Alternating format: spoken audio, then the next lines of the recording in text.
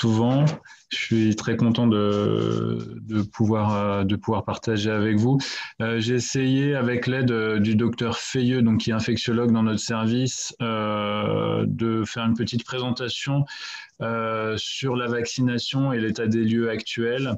Et puis on discutera dans la deuxième partie de la présentation de la spécificité des maladies lysosomales.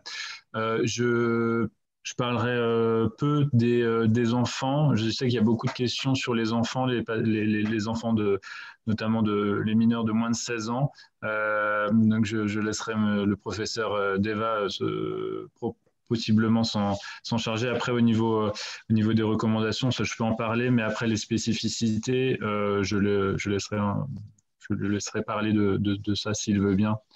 Je vais partager mon écran du coup. Au cours de la quatrième diapo, je changerai d'écran puisque je vais vous montrer, je vais essayer de vous montrer une vidéo qui a été faite par l'INSERM qui est vraiment pas mal ça dure 3 minutes, mais ça explique un petit peu le fonctionnement du système immunitaire et je pense que c'est important à comprendre. Est-ce que vous voyez là mon écran?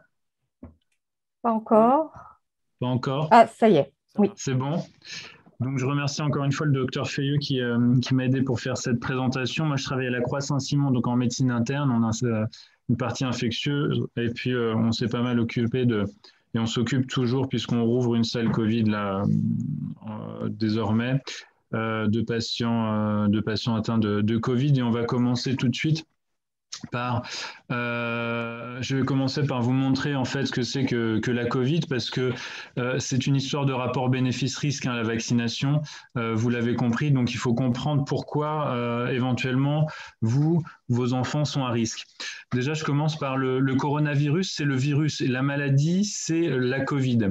On est infecté par le coronavirus et si on a des symptômes, et uniquement si on a des symptômes, on va dire qu'on a une Covid. Donc, le virus, on le met en évidence aujourd'hui par une PCR dédiée qui est plus sensible que le test antigénique, mais une PCR donc uniquement positive sans symptômes ou un test antigénique sans symptômes, on n'est pas censé parler de Covid, mais uniquement de portage. C'est uniquement la présence de symptômes qui va attester de la maladie. Donc, comment se passe la maladie? En fait, la première semaine, quand on a des symptômes, puisqu'on n'en a pas toujours, la première semaine, on a surtout une virose. Une virose avec de la fièvre, éventuellement une petite toux sèche. On peut avoir des douleurs dans la poitrine. Et puis surtout, on a ce qui est devenu assez caractéristique, cette perte de goût et d'odorat qui doit vous alerter. Très souvent, dans les premiers jours, dans les 3 premiers jours, on a également des maux de ventre, de la diarrhée qui s'en va spontanément. Et donc, c'est une virose assez simple la première semaine qui ne fait pas trop parler d'elle. Et c'est surtout la deuxième semaine, vraiment à partir du 7e jour du début des symptômes et pas du 7e jour du contact ou du 7e jour du test. C'est le 7e jour du début des symptômes. À partir de ce moment-là, on va noter ce qu'on appelle une réaction hyperinflammatoire, une tempête cytokinique. Il va y avoir une surréaction des défenses immunitaires. Et c'est cette surréaction de l'organisme, en fait, qui va engendrer des lésions notamment pulmonaire, et la détresse respiratoire qui fait toute la gravité de la maladie. Et c'est à ce moment-là qu'on a donc des grosses difficultés respiratoires et qu'on peut être amené à être hospitalisé. On parle souvent des variants actuellement et quand je sais que vous, plus que la population générale, vous savez ce que c'est que... Et donc, c'est un petit peu pareil au niveau des virus. Vous savez que lors de la réplication, que ce soit de l'ADN ou de l'ARN, il peut y avoir des mutations. Et donc, ces mutations, elles sont habituelles, elles sont normales en fait dans l'évolution des bactéries et des virus. Et donc, par exemple, là, je trouve que c'est très bien illustré. On va avoir du coup, au cours d'une mutation, une modification d'une protéine, par exemple, de surface, engendrant une modification. Voilà, par exemple, les protéines bleues deviennent des protéines rouges. C'est uniquement pour le conceptualiser. Et donc après, qu'est-ce qui va faire que ce nouveau variant va prendre le dessus sur l'ancien? C'est la pression de sélection. C'est le fait que cette modification va engendrer un bénéfice en fait pour le virus, que ce soit en termes de contagiosité, d'échappement immunitaire quand il infecte, et donc du coup il va devenir majoritaire au sein de la population. Et évidemment, du coup, les vaccins vont jouer. Si on sait que les vaccins vont être actifs sur la forme classique et ne pas l'être sur le nouveau variant, évidemment, c'est le nouveau variant qui va prendre le dessus. Alors, quelles sont les armes aujourd'hui pour lutter contre le virus et puis, secondairement, du coup, contre la Covid? Je le rappelle, c'est très important, les mesures barrières. Les mesures barrières, je ne vais pas m'étendre parce que ça passe sans arrêt sur tous les médias, mais c'est vraiment le point essentiel. Et n'oubliez pas les mesures barrières. Concernant la thérapeutique, c'est vrai qu'on a fait des grands progrès depuis la première vague en mars dernier. Donc depuis un an, et l'usage des corticoïdes a nettement amélioré le pronostic des patients qui rentrent à l'hôpital et diminué le nombre d'intubations et de décès. Néanmoins, malheureusement, et vous le savez, il y a encore des morts tout simplement, et encore des gens qui restent à l'hôpital très longtemps et qui gardent des séquelles de ce passage et éventuellement de ce passage en réanimation. Donc, pour éviter tout ça, a été développée assez rapidement la vaccination, et c'est le thème d'aujourd'hui. Je rappelle que la vaccination, ce n'est pas Louis Pasteur, mais c'est Jenner qui l'a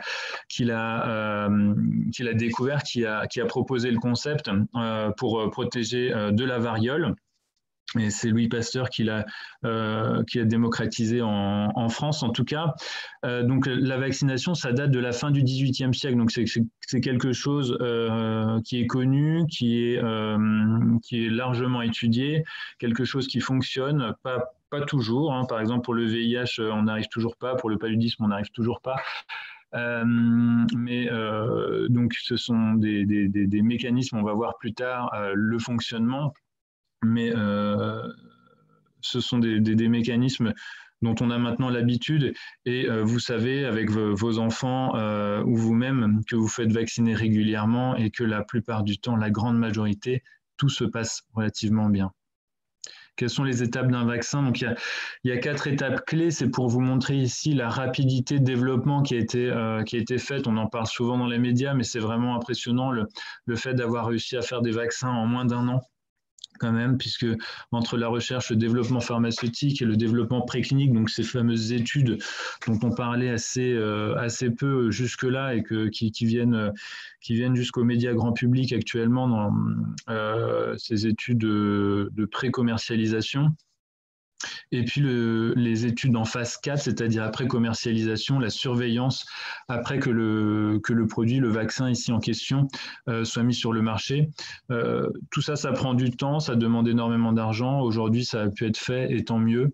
Après, évidemment, ça suscite beaucoup de questions et d'inquiétudes, et je vais essayer d'être le plus clair possible. Alors, c'est le moment là où je vais essayer de partager du coup un autre écran pour vous montrer comment fonctionne la réponse immunitaire. Alors, je fais ça. C'est la première fois que je change de partage, donc je vais voir si ça fonctionne. Hop, j'avais chargé.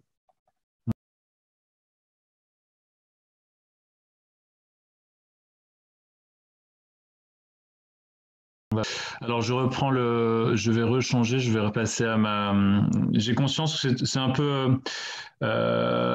un peu spécialisé, mais je pense que c'est quand même tout à fait... Je pense que c'est important surtout pour montrer qu'il n'y a pas que les anticorps dans la mémoire, qu'il y a aussi ces fameux lymphocytes, et que peut-être que le taux d'anticorps qu'on dose dans le sang n'est peut-être pas, tu le diras peut-être, parallèle quand on fait les sérologies, à l'immunité qu'on développe, parce que c'est plus difficile à savoir si vraiment on a une immunité liée à ces lymphocytes T. Mais en tout cas, elle existe, et c'est ça qui est important, et elle est additive, elle est en plus, quoi. C'est ça. Et donc aujourd'hui, c'est vrai que dans la plupart des tests, on mesure, pour mesurer l'efficacité des vaccins, aujourd'hui, ce qui est très médiatisé, et parce que c'est ce qu'on comprend le plus, c'est le dosage des anticorps. Mais vous avez vu, il y a d'autres cellules, les lymphocytes T, T4 et T8, qui sont tout aussi importants. Et donc, ceux-là, on peut les mesurer au laboratoire, mais on a un peu moins l'habitude. On ne sait pas encore comment appréhender la chose, mais on sait que les vaccins sont efficaces là-dessus. Et c'est surtout vis-à-vis des variants, on va le voir. Est-ce qu'on conserve une immunité CD4, CD8 qui est indispensable que les variants modifient leurs protéines. Alors, quand on parle du coronavirus, en fait, le coronavirus, ça ressemble schématiquement à ça. Et donc, on parle souvent de la protéine S, qui est cette petite fleur-là qui est à la surface et qui permet au virus de s'attacher à son récepteur qui est sur les cellules humaines. On s'est aperçu que c'est cette protéine S qui est ce qu'on appelle immunogène. Et si on arrive à développer notamment des anticorps contre cette protéine S, eh ben, on a entre guillemets gagné. Alors ça, c'est le virus normal. Et on va essayer de faire des vaccins, du coup, pour que notre immunité, reconnaisse ce virus et aille le détruire quand elle va le reconnaître. Et donc, on a choisi cette protéine S. Et quelles sont les possibilités pour activer notre immunité contre le virus? Plusieurs choses. Ou on fait un vaccin vivant atténué. Donc, on prend le virus, on l'atténue avec des produits chimiques. En fait, on essaie de le rendre moins virulent. Et donc, du coup, on va créer avec le vaccin une petite infection qui va permettre de déclencher beaucoup moins de symptômes, mais de garder une réponse immunitaire. Ça, c'est la première chose possible. C'était la première voie vaccinale qui avait été explorée. Quand on l'atténue complètement, on dit que le virus est inactivé, mais il garde des composés, il garde l'ensemble de ces composés structurels qui permettent de développer une réponse immunitaire. Ce que l'on peut faire, c'est faire un vaccin protéique, et on va donc injecter uniquement cette fameuse protéine S pour ce qui nous concerne avec le coronavirus, en espérant qu'on déclenche une réponse contre la protéine S et donc contre le virus. Cette protéine S, on peut essayer d'augmenter en fait l'immunogénicité, donc la réaction immunitaire qui va être créée, en la mettant par exemple sur des vecteurs, par exemple sur des particules lipidiques par exemple. Donc on va faire des vésicules synthétiques avec par exemple des lipides, et on va le mettre par-dessus plein de protéines S. Et enfin, on peut aller créer, donc ça c'est le virus initial, on va utiliser le génome du virus. On sait que dans ce génome du virus, il y a tout le code génétique nécessaire à créer cette protéine. Et on va utiliser la séquence, uniquement cette partie-là du virus qui code pour la protéine S, et on va aller la faire traduire, la faire exprimer par nos propres cellules dans notre bras, en fait, donc par les cellules musculaires, pour que finalement, ça soit nos propres cellules qui fabriquent in fine cette protéine S qui va quand même être reconnue comme pathogène. Et finalement, ça va un petit peu reproduire comme une infection virale. Donc, il y a deux manières différentes, où on envoie directement l'ARN, ou alors on va aller le protéger et l'intégrer avec un vecteur viral, souvent un adénovirus ou un virus qui est peu virulent ou pas du tout virulent pour nous les hommes. Initialement, il y avait plus de 260 candidats vaccins. Actuellement, chez nous en France, il y en a 3. Ça va bouger progressivement. Donc, comme je vous disais, virus inactivé, virus ARN, vecteur viral, donc réplicatif, non réplicatif, et protéines recombinantes, c'est les 4 grandes approches de la vaccination, et on va en parler tout de suite. Donc, vous connaissez, il y a eu beaucoup de questions sur vaccin Pfizer, vaccin Moderna, donc les vaccins ARN, qui sont les vaccins nouveaux qui suscitent des inquiétudes et en même temps beaucoup d'espoir. Et puis, on a le vaccin AstraZeneca. Donc, le vaccin AstraZeneca, c'est un vecteur viral non réplicatif, on va le voir. Et puis, il y a d'autres vaccins qui sont en cours de test. Donc, j'en parlerai pas pour le moment. Beaucoup de questions sur le vaccin ARN. Donc, vaccin ARN, c'est le vaccin de Pfizer-BioNTech et le vaccin de Moderna. Les avantages et les inconvénients. Principal inconvénient, en fait, c'est que c'est la première fois qu'on l'utilise et du coup, ça suscite beaucoup de questionnements et sur la sécurité. Deuxième inconvénient majeur, c'était des inconvénients liés à la conservation. On sait que l'ARN est quelque chose de fragile et donc jusque-là, le transport doit se faire dans des frigos à moins 70, puis après être conservé à moins 20, et puis en fait, une fois qu'on a préparé le vaccin, on peut le garder que 6 heures maximum. Donc au niveau logistique, c'est compliqué. Et donc, ça peut être difficile d'amener ce vaccin partout. Néanmoins, même si ça n'a pas été commercialisé, il y a déjà eu de la recherche depuis très longtemps avec cette technique sur le Zika, sur le CMV, sur la grippe. Qu'est-ce que ça permet en fait? Quels sont les avantages? Il y en a quand même beaucoup. Ça permet une réponse qui est complètement spécifique. Il y a un profil de sécurité qui est finalement assez bon. Et d'ailleurs, ça se voit hein, sur les études actuelles avec un très grand nombre de patients qui ont été testés. Le profil de sécurité est quand même très bon. Pour l'instant, on va voir après, il faut peut-être un petit peu plus de recul, mais il n'y a pas forcément de raison d'attendre plus que ça, puisqu'on sait que la plupart des effets secondaires liés au vaccin sont généralement très précoces et sont généralement dans les premières semaines après la vaccination. Exceptionnellement, ça peut être jusqu'à plusieurs mois. Ça a été le cas pour une maladie par le passé, mais il n'y a pas de raison. Il n'y a pas de raison que ça dépasse ici plus de quelques semaines, et donc le profil actuel est relativement bon. L'avantage vraiment très important, c'est la rapidité de production de cette technique. Vous avez donc, j'espère que j'ai été clair, on utilise en fait donc l'ADN viral qui va, le génome viral qui va être exprimé une fois injecté par nos propres cellules qui vont du coup exprimer cette fameuse protéine S, et donc du coup qui va pouvoir être connue puis reconnue par notre système immunitaire. Finalement, est-ce que c'est dangereux ? On peut se dire que le virus fait exactement la même chose. C'est-à-dire que le virus, qu'est-ce qu'il va faire une fois qu'il nous infecte ? Il va aller nous injecter son génome et c'est le fonctionnement d'un virus. C'est nos propres cellules qui vont aller créer les protéines constitutives de ce virus. Donc, est-ce que ce mécanisme-là doit faire peur? En fait, ça ne doit pas faire plus peur qu'une infection virale puisqu'on utilise exactement le fonctionnement même du virus. Voilà, donc il y a beaucoup de questions sur est-ce que le fait d'injecter du génome dans les cellules humaines va faire que ce virus va s'intégrer et se répliquer au sein des cellules humaines.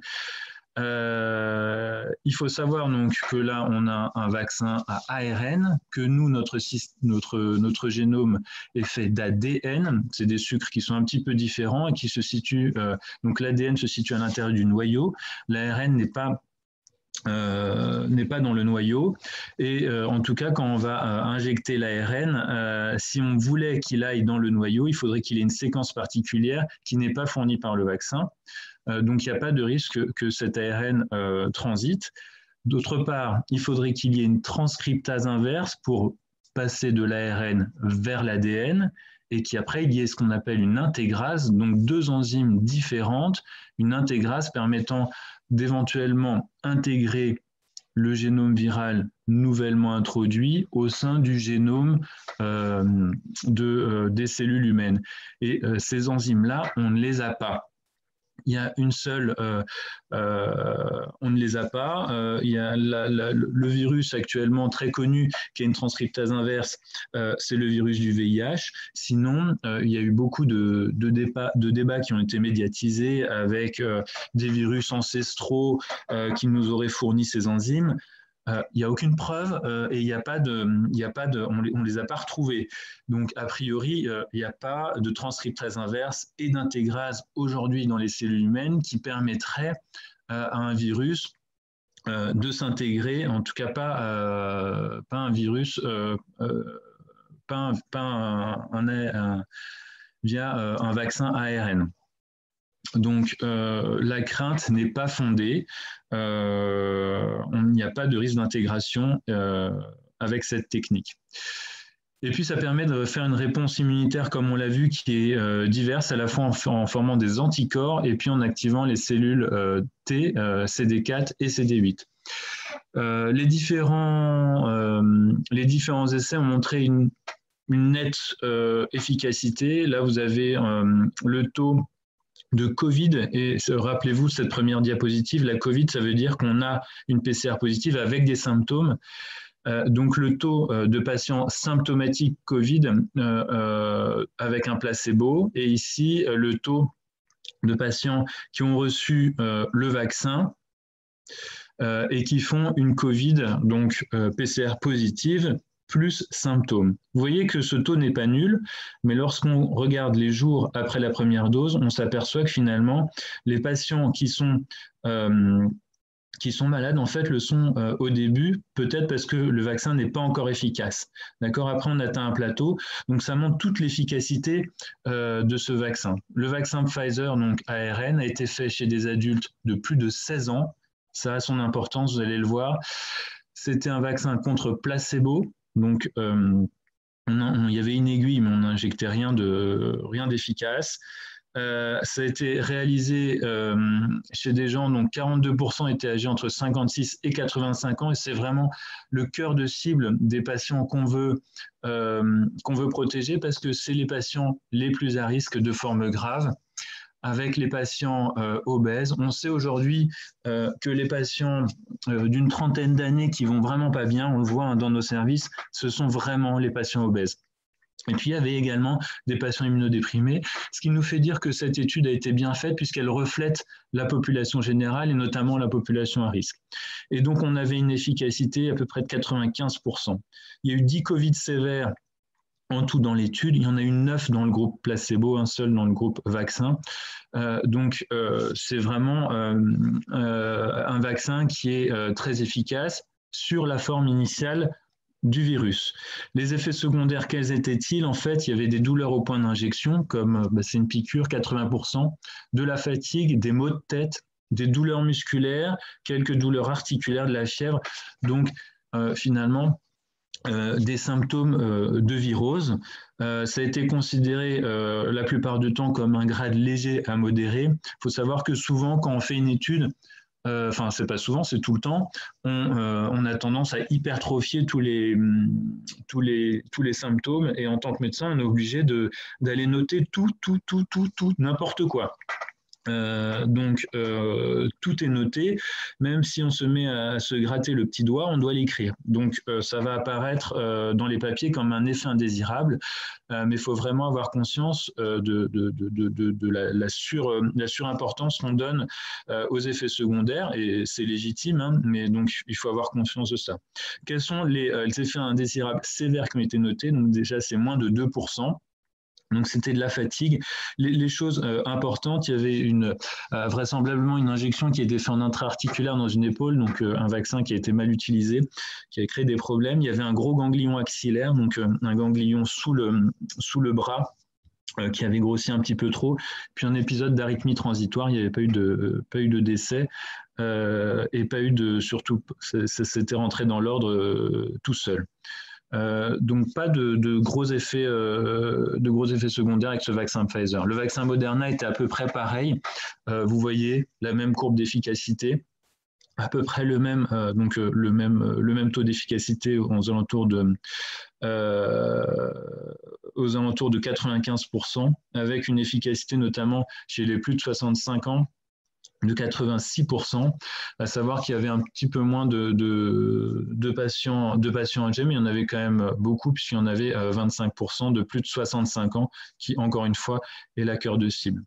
Les mêmes effets secondaires, donc ces deux vaccins sont efficaces avec le recul actuel. Pour l'instant, on n'a vraiment aucun warning, aucun signe de mauvaise tolérance à long terme maintenant, enfin à long terme, à moyen terme, j'ai envie de dire, de ces vaccins. Alors, modification de nos gènes, j'ai essayé, je ne sais pas si j'ai été très clair, mais a priori, il n'y a aucun risque. Toxicité des nanoparticules lipidiques, parce que alors c'était une des questions, pour protéger l'ARN, pour pas qu'il soit complètement détruit, c'est quelque chose de fragile, hein, pour pas qu'il soit complètement détruit lors de l'injection, on le protège avec une membrane de cholestérol et de polyéthylène glycol. Le polyéthylène glycol, en fait, c'est un lipide un peu particulier. C'est un lipide qui est utilisé de façon habituelle en pharmacologie. Ça permet d'augmenter la durée de vie de certaines enzymothérapies là, en cours que vous connaissez peut-être, qui sont en cours de développement. Mais c'est aussi tout simplement un des laxatifs qui est utilisé de façon quotidienne par de nombreux patients. En gros, c'est une molécule qu'on connaît de très, très, très, très longue date. Il ne faut pas avoir peur du polyéthylène glycol. Il y a d'exceptionnelles allergies au polyéthylène glycol et par contre, ce sont ces patients qui ont une allergie supposée au polyéthylène glycol qui vont être contre-indiqués pour cette vaccination avec ces vaccins ARN. Les effets secondaires, on en a parlé, majoritairement le lendemain de l'injection et quasi exclusivement dans les 3 jours. Donc c'est principalement des symptômes liés à l'injection en elle-même ou des symptômes de virus. Ça ne dure pas longtemps, ça dure 24-48 heures. Et par contre, c'est plus important chez les patients de moins de 65 ans, chez les patients lors de la deuxième injection. Ça traduit en fait finalement lors de la deuxième injection, ce qui est normal, le fait que il y a une réactivité lors de la première injection et que finalement les cellules immunitaires, eh ben, elles reconnaissent en fait ce qui a été présenté lors de la première injection et finalement c'est normal. Et je voulais insister sur le fait que dans l'essai Moderna, donc le deuxième vaccin ARN, si on sait qu'il y a eu 59 patients, des patients vaccinés avec le vaccin qui ont noté des céphalées, donc des maux de tête, on sait également qu'il y en a 23 dans le groupe placebo. C'est pour vous dire que finalement, il faut quand même relativiser. 60% de patients qui ont des maux de tête, on peut se dire « Ouh là là, mais qu'est-ce que c'est que ça ?» Il y en avait quand même 1 sur 4 quasiment qui en avait alors qu'on n'avait rien injecté du tout. Donc, il y a le côté psychologique qui est quand même vraiment à mettre en exergue. Et il ne faut pas s'arrêter à des chiffres bruts comme ça, il faut toujours les comparer avec le groupe contrôle, attention. Effet indésirable grave, non. Alors, il a été... les anaphylaxies ont été médiatisées. Il y a eu 4 anaphylaxies en France, il y a eu des anaphylaxies dans le monde qui ont été médiatisées. C'est à mettre en regard. Donc l'anaphylaxie, c'est quoi? C'est un mécanisme allergique finalement. Allergie qui peut être grave, hein, qui peut entraîner jusqu'au décès. Ça peut entraîner un gonflement de la gorge, on n'arrive plus à respirer, ça peut entraîner un choc anaphylactique, une baisse de tension.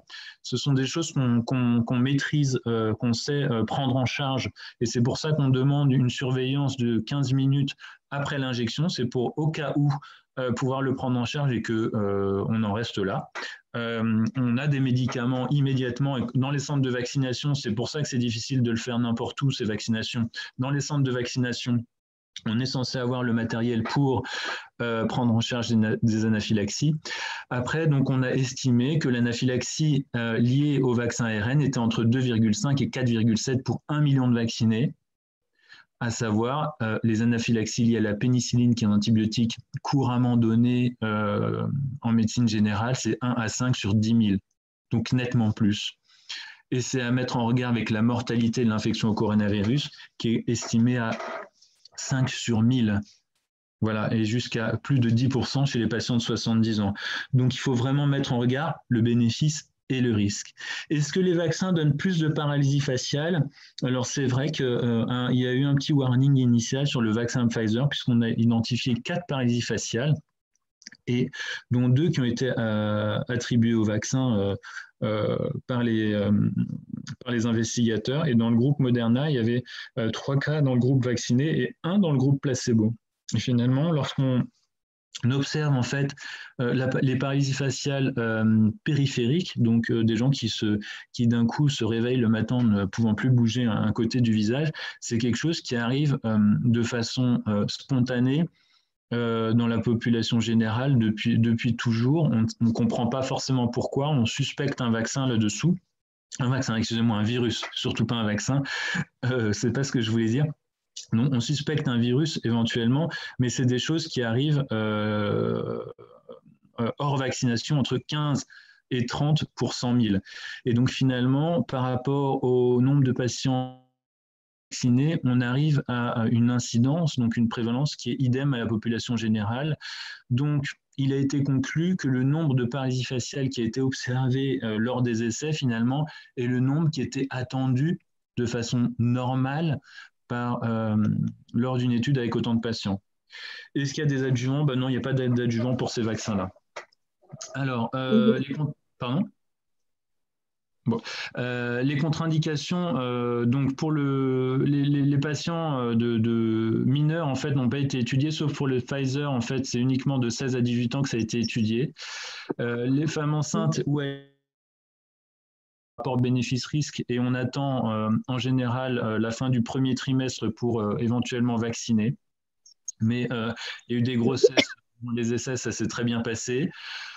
Quand les patients ont des maladies immunitaires en poussée, on évite de vacciner en pleine poussée.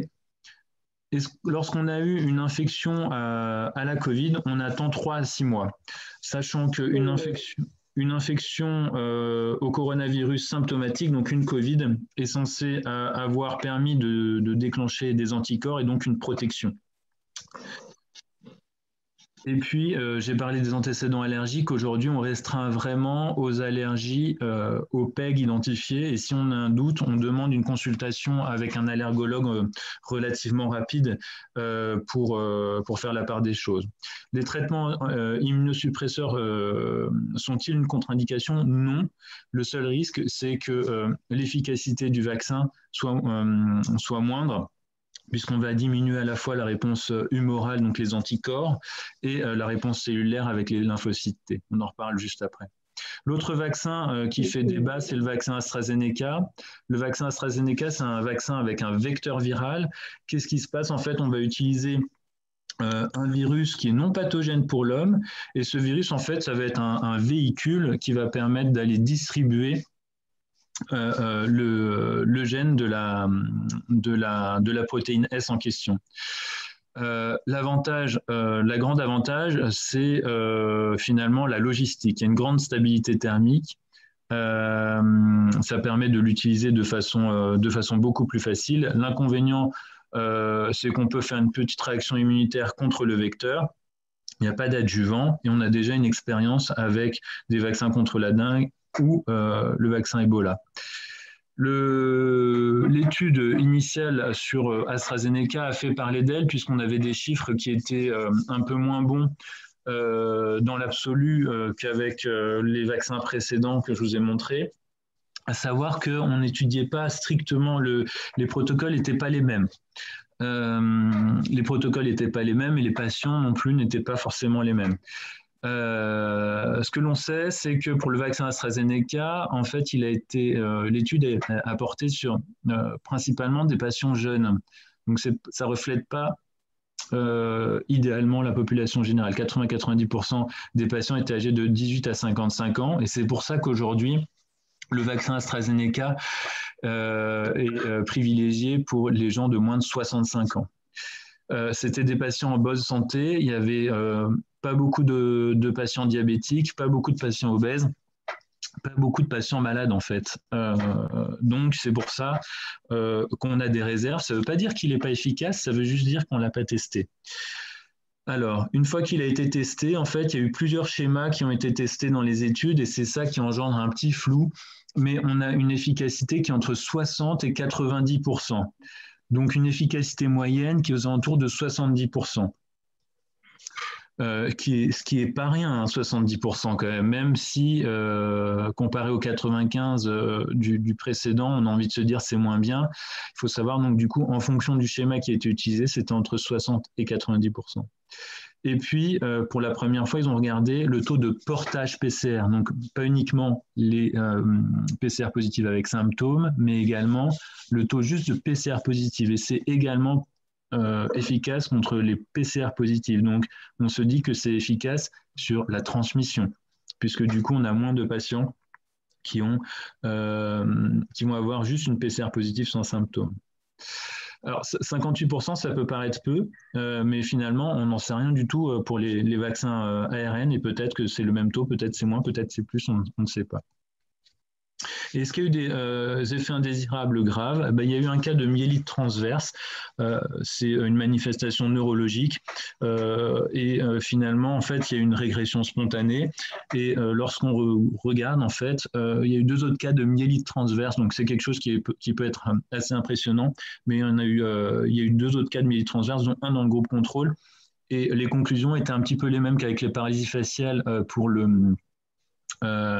les vaccins précédents, en se disant que c'était la même incidence, donc le risque de survenue était identique à celui de la population générale qui ne se serait pas fait vacciner. Voilà, on a donc d'après les études qui n'ont pas été encore publiées, d'après ce à quoi on a quand même accès, il y aurait une efficacité quand même dans cette étude-là à 76% après une seule dose dès le 22e jour. Mais pourquoi faire 2 doses? Parce qu'on multiplie par 10, voire par 100, le taux d'anticorps. Pour ce qui est des virus inactivés, il y a des essais qui sont... il y a des vaccins, donc le vaccin de Sinopharm, vaccin chinois, et un deuxième vaccin chinois, le Sinovac, qui utilise cette technique. Aujourd'hui, c'est pas encore disponible en Europe. Bon, voilà, on ne sait jamais comment interpréter les études chinoises et les études russes. Donc voilà, après, il y a des questions politiques là-dedans aussi. Je me prononce pas plus que ça. Sur le concept, donc c'est un vaccin inactivé, on prend le virus, on l'inactive ou on l'atténue, donc on le rend moins pathogène et on va essayer de le montrer aux cellules immunitaires pour qu'elles le reconnaissent. C'est une technique qui est ancienne et qui est connue. L'efficacité dans les essais de 86%, est-ce que c'est une vraie efficacité ou pas? Voilà, ça c'est une autre question, faut qu'on voit par la suite.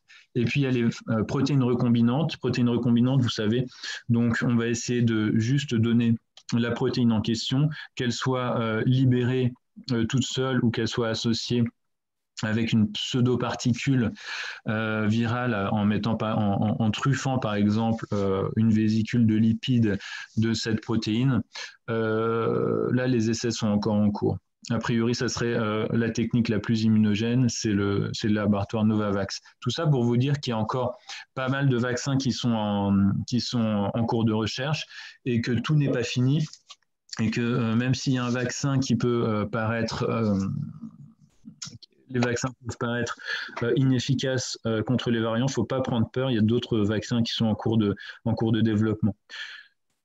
Quelle est la durée de l'immunité une fois qu'on s'est fait vacciner? Tout ce qu'on sait aujourd'hui, c'est au moins a priori 6 mois.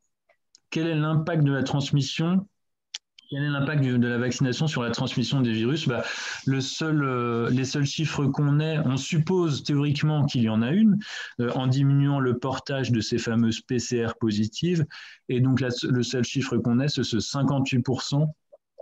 Grâce au vaccin AstraZeneca. Donc, a priori, ça diminue la contagiosité. Quelle est l'efficacité contre les formes asymptomatiques? Ça rejoint la question précédente, c'est pareil, ça diminue vraisemblablement le portage. Quelle est l'efficacité chez les patients immunodéprimés? Vous avez vu que avec les essais Moderna et Pfizer, il y avait des patients immunodéprimés, principalement des patients atteints de VIH. il n'y a pas eu de warning au niveau. Il n'y a pas eu de problème au niveau de toxicité. Par contre, on sait qu'il y a qu'on s'attend à ce qu'il y ait moins d'efficacité du vaccin. Néanmoins, vous le savez, pour les patients qui ont été greffés, dont vous faites peut-être partie, qui ont été greffés d'organes, on est toujours attentif à ce que le carnet vaccinal et le calendrier vaccinal soient respectés, parce que même si une vaccination est moins efficace, elle l'est toujours un petit peu. L'efficacité et la tolérance chez les patients ayant déjà fait une Covid-19. Alors, on sait aujourd'hui qu'il n'y a pas forcément besoin de deuxième injection pour les patients ayant fait une Covid-19, puisque dès la première, en fait, on atteint des taux d'anticorps qui sont importants, avec une vaccination qui finalement joue un rôle plutôt de rappel que d'autre chose. Donc, besoin que d'une injection. Et la tolérance, par contre, est souvent un petit peu moins bonne, puisque du coup, c'est l'équivalent de la deuxième dose chez les patients préalablement qui n'ont pas fait de Covid. Finalement, cette dose de vaccin va être détectée par le corps humain comme infection. L'efficacité chez les enfants n'est pas connue. Et donc du coup, il n'y a pas de recommandation actuelle. Quelle est l'efficacité sur les variants? Ça reste une question en suspens.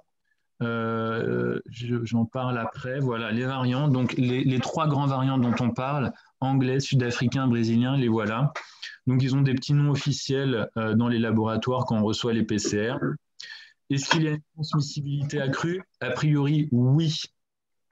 Oui, parce qu'en fait, il y a une mutation de la protéine spike, donc cette fameuse petite fleur qui est à la surface du virus, il y a une mutation N501Y qui lui confère du coup une contagiosité, une transmissibilité qui est plus importante. Et puis malheureusement, les variants sud-africains et brésiliens ont acquis d'autres mutations de la protéine spike qui semblent affecter la sensibilité au vaccin, puisqu'on s'est aperçu qu'il y avait 6 à 8 fois moins d'anticorps efficaces contre les variants. Et également, donc en gros, il y a une équipe qui a étudié l'efficacité des anticorps obtenus avec les vaccins Moderna, Pfizer et également avec des anticorps de patients qui avaient déjà fait la Covid. Tous confondus ont 6 à 8 fois moins d'efficacité. Aujourd'hui en France, en fait, il y a donc 3 vaccins disponibles et vous le savez. Et en fait, comment on va les attribuer? On va voir. Pour les plus de 75 ans, il n'y a pas de choix, c'est Pfizer ou Moderna.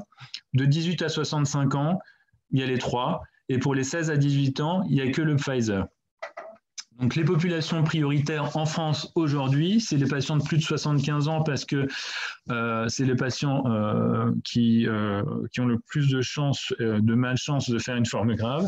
Et puis après, il a été décidé de faire par palier en fonction de l'âge et surtout en fonction des comorbidités et des facteurs de risque de Covid sévère. Quels sont-ils ces risques de Covid sévère? Et on le voit vraiment dans nos services, c'est l'obésité, l'âge, comme on a déjà dit, et le diabète. C'est vraiment les 3 choses qui sont très importantes. Évidemment, quelqu'un qui a une pathologie respiratoire sous-jacente est à risque.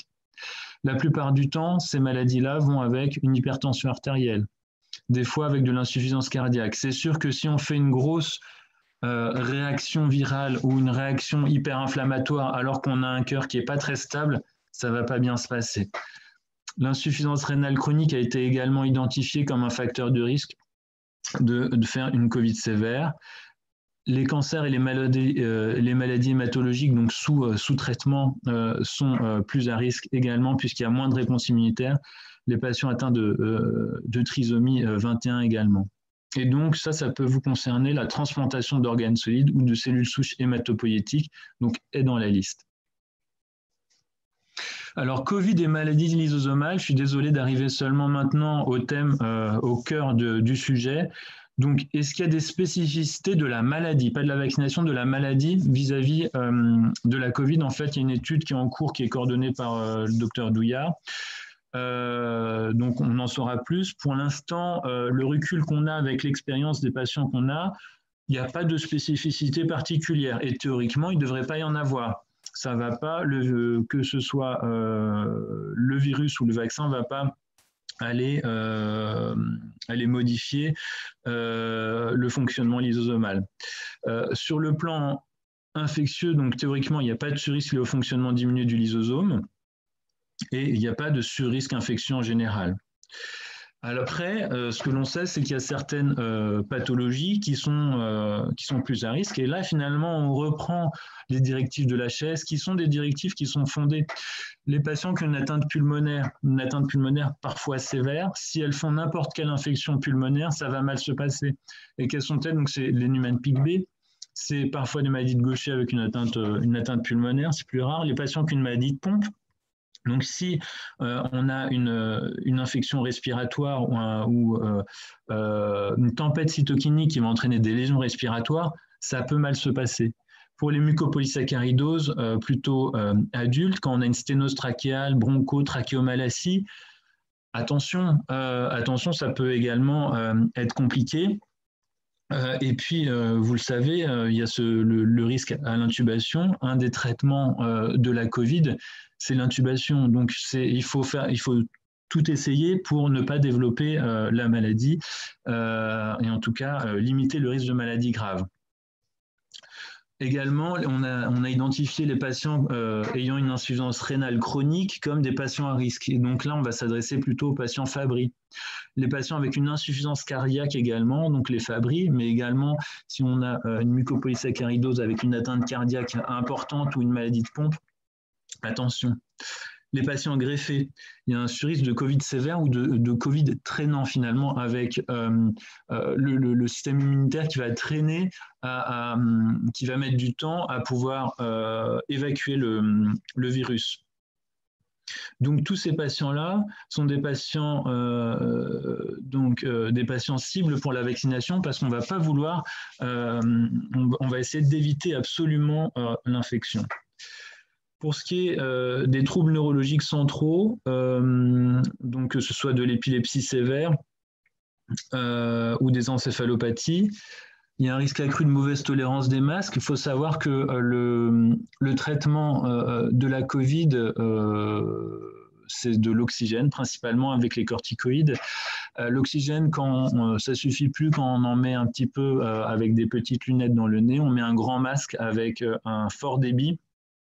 Et un fort débit qui met une grosse pression dans la figure, ça peut être mal toléré. Il y a des gens qui ne le supportent pas, qui font des crises d'angoisse. C'est assez mal vécu par le patient, mais aussi par les familles. Et puis, secondairement, il y a l'intubation, la réanimation. C'est d'autres problèmes, c'est vraiment pas la panacée. Donc, si on peut éviter, c'est vraiment important. Alors, maintenant, après avoir parlé de la Covid en elle-même, est-ce qu'il y a des spécificités pour les vaccins? Donc, j'ai deux modes de réponse. J'ai celui de la lettre, les recommandations de la Société française des erreurs innées du métabolisme, de la filière, avec la filière G2M, et puis les recommandations de la HAS. Pour les patients mineurs, tout d'abord, pour les patients mineurs inférieurs à 16 ans, il n'y a pas d'indication à une vaccination, puisqu'on a remarqué que les formes graves chez les enfants, même chez les patients qui sont atteints de maladies héréditaires du métabolisme, sont exceptionnelles. Et donc, du coup, il n'y a pas de surrisque à faire une Covid chez les patients mineurs. Et puis, de toute façon, aujourd'hui, la prescription n'est donc pas autorisée. Donc, la question d'une vaccination chez les patients mineurs n'est aujourd'hui n'est pas une question. Alors, pour ce qui est de la Société d'infectiologie de langue française, donc, elle nous répond que les vaccins actuellement n'ont pas été évalués, sauf pour le Pfizer, je vous disais, entre 16 et 18 ans, qui peut être discuté. Et c'est vraiment du cas par cas. Et les seuls patients pour lesquels on se pose aujourd'hui des questions, c'est les patients qui ont des gros déficits immunitaires, avec des maladies génétiques ciblées sur l'immunité. Et encore aujourd'hui, c'est sur dérogation dans des centres très particuliers. Pour ce qui est des adultes maintenant, des adultes et des patients de plus de 7 ans, c'est au cas par cas. Il faut savoir donc qu'une maladie héréditaire du métabolisme n'est pas une contre-indication à la vaccination et qu'il va y avoir une priorisation. Toute maladie lysosomale n'est pas, en fait, il y a eu beaucoup de questions sur j'ai une maladie lysosomale, suis-je prioritaire? Non. Parce qu'on l'a vu, avoir une maladie lysosomale, ce n'est pas en soi un sur-risque, c'est avoir une maladie lysosomale avec finalement des facteurs de risque. Alors, on va donc reprendre les recommandations nationales de la HAS, donc qu'on a vu précédemment, et on va jauger s'il y a un risque de décompensation aiguë. Effectivement, du coup, dans les recommandations aujourd'hui, sont en très haute priorité pour la vaccination les patients qui ont une maladie héréditaire du métabolisme. Donc, je rappelle que les maladies héréditaires du métabolisme, ça regroupe beaucoup de maladies qui ne sont vraiment pas toutes des maladies lysosomales, hein, avec un risque élevé de décompensation aiguë lors des épisodes infectieux viraux et seulement aujourd'hui pour les patients qui sont très mal équilibrés. Donc, les maladies lysosomales ne rentrent pas aujourd'hui dans le strict cadre de ces maladies à risque de décompensation aiguë, sauf s'il y a des encéphalopathies. Et ça, c'est vraiment à voir avec votre médecin référent. J'ai demandé, moi je suis médecin d'adulte, je ne m'occupe pas des patients, c'est le docteur Yann Nadjer qui s'occupe principalement des patients adultes avec des atteintes neurologiques. Aujourd'hui, il conseille la vaccination. Pour lui avoir écrit un mail et il m'a répondu. Aujourd'hui, il conseille la vaccination, mais c'est du cas par cas. Vraiment, c'est du cas par cas. Donc, toujours à voir avec votre médecin référent. Ce que l'on a décidé de faire, nous, par exemple, avec nos patients, c'est de mettre en priorité nos patients avec une maladie de Niemann-Pick, éventuellement maladie de Gaucher avec une atteinte pulmonaire. D'autant plus si elle est sévère, on va proposer la vaccination. Les patients avec maladie de Fabry, avec insuffisance rénale sévère, pas une insuffisance rénale légère, mais une insuffisance rénale sévère, qui sont en dialyse, qui sont transplantés ou qui ont une cardiopathie, on va les vacciner. Les patients avec mucopolysaccharidose qui ont une atteinte respiratoire, j'entends par atteinte respiratoire des anomalies ORL importantes, on va essayer de les vacciner. Pour l'immunodépression, donc l'immunodépression dans les maladies lysosomales concerne surtout la greffe, donc il n'y a aucune restriction aujourd'hui pour réaliser le vaccin. Le seul risque, c'est que l'efficacité donc soit plus faible. Et il n'y a pas de risque de maladie liée au vecteur viral. Vous savez donc que le vaccin AstraZeneca, il y a un vecteur viral, donc un virus qui n'est pas pathogène pour l'homme, qui sert de véhicule pour entrer dans les cellules. Ce virus ne crée pas de maladie. Donc, il ne faut pas avoir peur et ce n'est pas une contre-indication. Voilà. En théorie, concernant l'immunité, il faut attendre 14 jours entre un épisode infectieux et la vaccination pour que l'immunité, donc les défenses immunitaires, soient concentrées sur la réponse vaccinale, mais c'est en théorie, puisqu'on sait que, par exemple, on dit aussi qu'il faut attendre 14 jours pour réaliser un autre vaccin, mais on sait, et vous le savez avec les enfants, que des fois on fait des vaccins avec 6 maladies différentes, et on considère que tout se passe bien. Donc ça reste en théorie. Aujourd'hui, on va appliquer ça, mais ça reste de la théorie. En pratique, donc, le choix du vaccin repose sur l'âge et finalement les comorbidités. Enfin non, excusez-moi, le choix du vaccin repose avant tout sur l'âge, donc plus ou moins de 65 ans, puisque, donc, comme je vous l'ai dit, plus de 65 ans, on ne donne pas l'AstraZeneca, et la disponibilité des produits. Et ça, j'insiste vraiment. Il y a eu des questions sur comment est-ce que je peux faire pour ne pas avoir l'AstraZeneca. On ne peut pas, en fait. C'est même pas le médecin qui décide.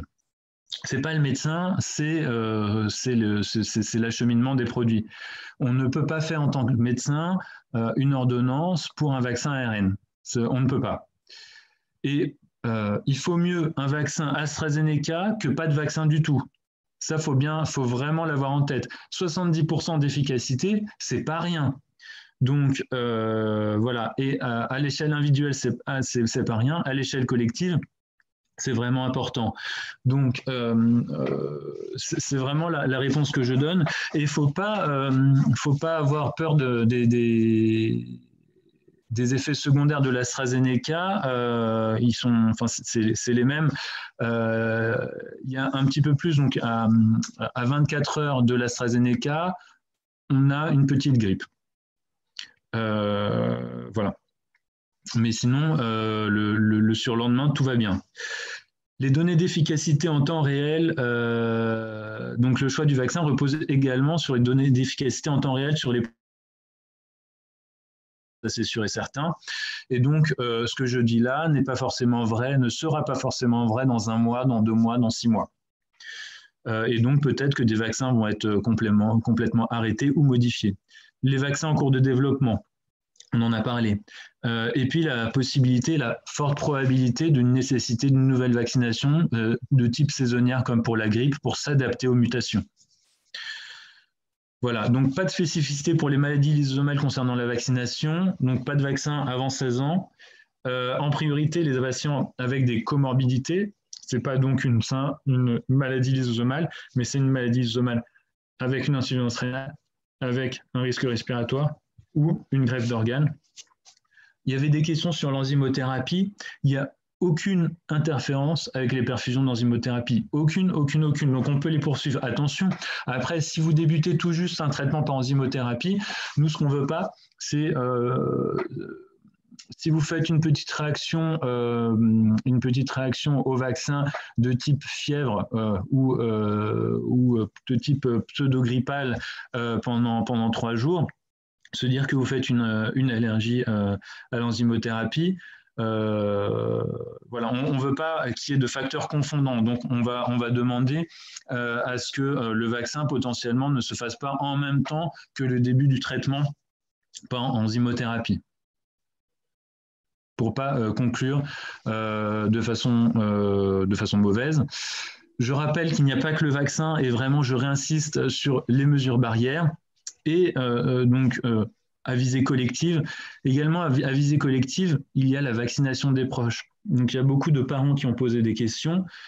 Vacciner les parents et les grands-parents, c'est très important, puisque finalement, on parle de l'immunité collective. Donc, on ne parle pas uniquement des patients atteints de maladies lysosomales, on parle aussi de leur famille, et vous êtes bien placé pour le savoir, puisque si vous êtes là, c'est que vous faites attention à votre famille. Permettre aux organismes de combattre eux-mêmes le virus avec la vaccination, voilà, on en a parlé. Et je vous invite fortement à voir, il y a des choses assez simples, des documents assez simples, très complets, remis à jour régulièrement. Fait par des gens ouverts, par la Société française d'infectiologie. Donc sur le site infectiologie.com, c'est remis à jour régulièrement et vous avez toutes les informations à jour, donc sur les indications des vaccins, sur les effets secondaires, sur l'efficacité. Sur les vaccins éventuellement à venir. Il y a des recommandations, donc je vous en ai parlé, elles sont relativement courtes et donc voilà, les recommandations de l'ASFEM et de la G2M, on en a parlé. Et puis les recommandations officielles qui peuvent également changer. Merci. Merci beaucoup pour vraiment un topo qui est bien complet, qui regroupe la majorité des questions qui avaient été posées en amont. Je vais du coup laisser peut-être les possibilités. Là, il y a eu beaucoup d'échanges dans le chat pendant que vous interveniez. Alors, il y a quand même des questions. J'ai vu que Nadia avait répondu à certaines. Je ne sais pas si Nadia, tu veux reprendre la parole. Oui, vous me voyez là? Oui. D'accord. Alors moi, je ne me vois pas, mais bon, c'est pas grave. Je vais juste remercier vraiment Vladimir, donc, qui est un collègue assez indispensable maintenant, hein. Vous savez, les difficultés d'avoir des experts dans les maladies rares, des experts adultes en particulier. Et c'est avec grand plaisir qu'il a rejoint maintenant depuis quelques années les équipes de maladies lysosomales et ce sera un acteur indispensable pour la suite. Je voudrais tout a été dit pratiquement. Je comprends un petit peu la frustration, la difficulté pour que, et peut-être qu'avec Madame la pédiatre qui est là, on en reparlera pour des enfants qui sont quand même parfois ou des adolescents en situation de handicap, à la fois avec des problèmes cardiaques, des problèmes ORL, des problèmes neurologiques. Et donc, il faut quand même qu'on donne une réponse sur la vaccination de ces enfants, de ces adultes jeunes, bien que ce sera au cas par cas. Je voudrais revenir aussi sur, on me pose souvent la question du tabagisme. Je crois que le tabagisme, Vladimir, n'est pas un facteur de risque d'attraper la COVID, mais quand on est tabagique et qu'on a l'infection à COVID, ça fait des formes plus sévères et bien sûr des complications qui sont plus importantes. Je vais juste dire deux mots aussi sur la maladie de Gaucher. On a eu jusqu'à présent 3 patients dans ma cohorte de patients qui comptent plus de 200 malades que je connais parce que tous ne se sont pas manifestés, qui ont eu l'infection à Covid. Tous avaient plus de 65 ans et tous avaient une hypertension artérielle et un discret surpoids. Heureusement, aucun n'a été hospitalisé et aucun n'a fait de forme grave et 2 d'entre eux avaient une splénectomie. Donc, en tout cas, ce que l'on sait de notre expérience et de l'expérience un petit peu internationale, c'est que la maladie de Gaucher n'est pas à proprement parler une maladie qui en tant que telle, entraîne une vulnérabilité. Donc, ça va dépendre bien sûr des facteurs de risque. Voilà ce que j'avais à dire pour ce qui concerne la maladie de Gaucher. Ensuite, c'est très particulier, c'est vraiment au cas par cas. Et c'est un petit peu la difficulté parce que nous, on ne pourra pas appeler tous les médecins. Donc, j'encourage vivement chaque patient à se mettre en relation soit avec son médecin traitant, soit avec son médecin référent de maladies lysosomales afin qu'il adapte les consignes à chaque cas particulier. Et sur le plan je crois que pour la première fois, et j'en suis contente, et vous devez en être content, c'est demain la journée des maladies rares, eh bien, le ministère de la Santé pense aux maladies rares, c'est-à-dire qu'il y a des recommandations pour les maladies rares. Bon, les maladies rares les plus fréquentes, on l'a vu dans le communiqué de l'HAS, avec des recommandations pour la sclérose en plaques qui est un peu plus fréquente, pour les myopathies, pour d'autres maladies, des maladies auto-immunes. Et donc, je trouve que c'est bien qu'en plus des patients âgés, des patients qui ont des maladies fréquentes qui les rendent vulnérables, on pense à la communauté des patients qui ont des maladies rares. Kumran Deva, peut-être, j'ai vu quand même pas mal de petits commentaires ou de questionnements sur enfants MPS qui ont tous des problèmes ORL, tous des problèmes cardiaques, tous des problèmes pulmonaires. Du coup, même si effectivement, d'une manière générale, dans la population classique, le vaccin n'est pas préconisé pour les enfants, est-ce que dans ces cas un peu particuliers, il y a quand même des dérogations qui peuvent être faites et dans quelles situations? Effectivement, donc il y a chez les enfants, en tout cas globalement, tous les enfants sont, donc, comme ça a été présenté tout à l'heure, ne sont pas dans les patients prioritaires parce que ça n'a pas été étudié, et ainsi de suite. Donc il y a des études qui vont se mettre en place chez les enfants, en tout cas, dans les années qui viennent. Ah, il va falloir que je... Là. Donc, du coup, pour répondre à la question, parce que j'ai vu passer en fait des questions sur tout ce qui est pour les enfants qui ont des facteurs de risque, il y a eu des exceptions qui ont été proposées en fait par l'HAS pour les patients par exemple qui avaient donc des maladies génétiques et en particulier, il y a un exemple assez classique qui sont donc les encéphalites HSV qui sont donc génétiques. L'HSV, c'est de l'herpès. Et il y a des patients qui ont donc des formes génétiques où ils ne peuvent pas produire en fait l'interféron et pour ces patients-là, il a été proposé comme quoi ils pourraient être prioritaires pour la vaccination. Maintenant, pour les patients MPS, donc là, je vais plutôt vous donner l'exemple de ce que nous avions fait dans le cadre de la thérapie génique. on avait mis en fait un immunosuppresseur chez les patients qui avaient eu donc la thérapie génique dans les MPS 3B en particulier. Et chez ces patients-là, on n'a pas vu non plus, encore une fois, ces 4 patients. Et on avait surveillé de près. On n'avait pas, pendant la première vague, on n'a pas vu non plus chez ces patients de forme grave. Encore une fois, c'est des enfants qui maintenant qui sont jeunes encore. Et donc, du coup, ça, c'est quelque chose qui est un peu rassurant si ça peut rassurer les gens qui nous écoutent. Donc maintenant, est-ce qu'il faut les vacciner prioritairement? La réponse est non. Et encore une fois, c'est la même chose que ce que vient de dire Mme Matoug, c'est-à-dire que si votre enfant a été greffé et a beaucoup de facteurs de risque, il faut rediscuter avec votre médecin référent et de voir si la vaccination peut être proposée ou pas. Sinon, si c'est un enfant qui a des facteurs, des problèmes respiratoires, etc., et qui va bien, quand je dis qu'il va bien, qui a des problèmes respiratoires et d'autres difficultés, il n'y a pas besoin pour l'instant de rendre de façon systématique de la vaccination pour ces patients en particulier. Et alors, il y a des questions aussi quand même qui reviennent par rapport finalement aux parents ou aux aidants de personnes, que ce soit enfants ou adultes, quand même très avancés dans la maladie, donc plus fragiles. Est-ce que pour ces parents ou ces aidants, il y a finalement une dérogation pour les rendre un peu prioritaires à la vaccination? Là aussi, là, il y a quelqu'un qui avait dit dans le chat, en fait. Donc, prioritaire, ça ne veut pas dire qu'on ne doit pas vacciner. Hein. Donc, c'est simplement en fonction de la disponibilité des vaccins. Je pense que mes collègues le compléteront éventuellement.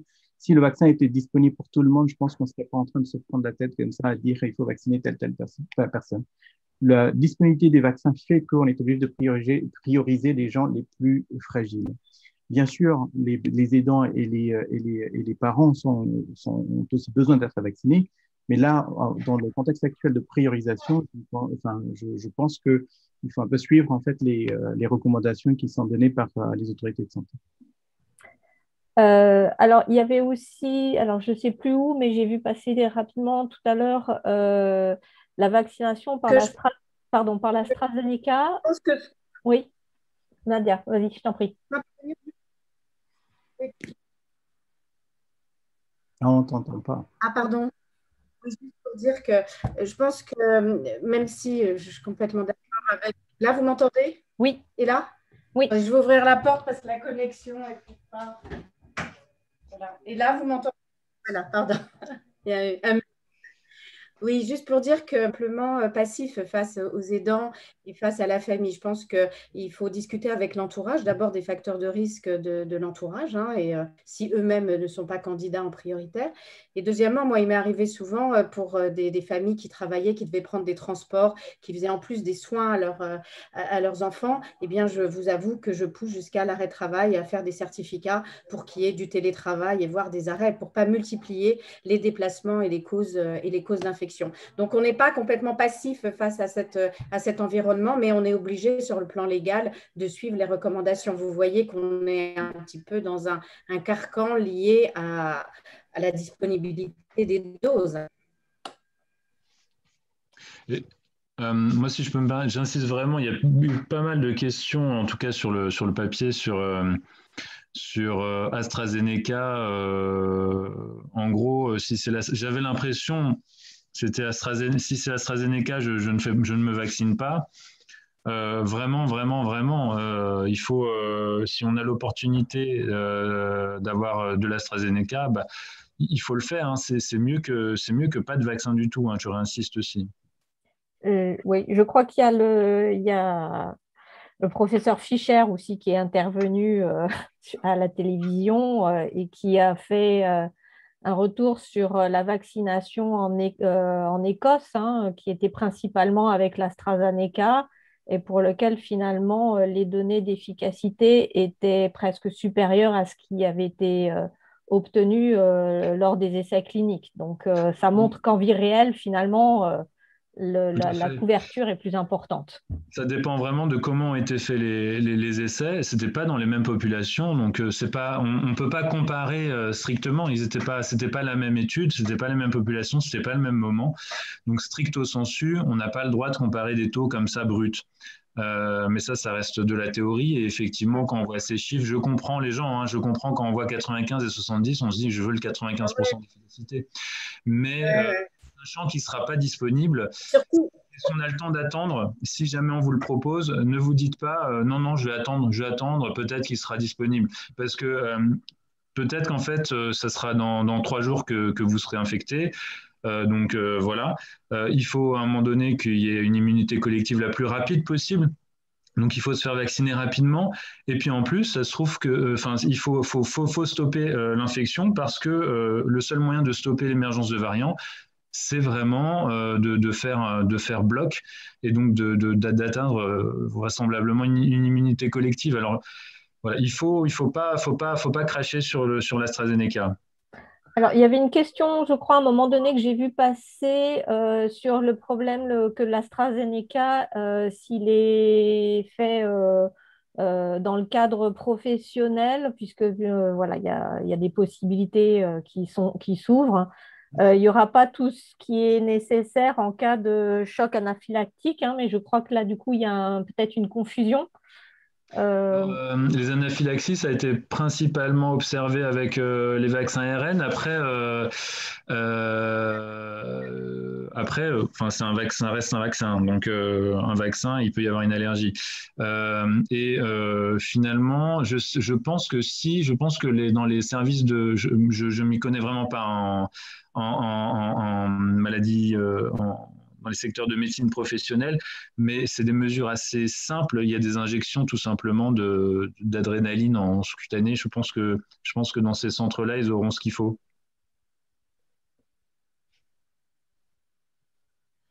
j'espère qu'il y aura quand même la possibilité d'appeler, d'avoir les pompiers pas loin, d'avoir un numéro vert ou un numéro de SAMU, etc.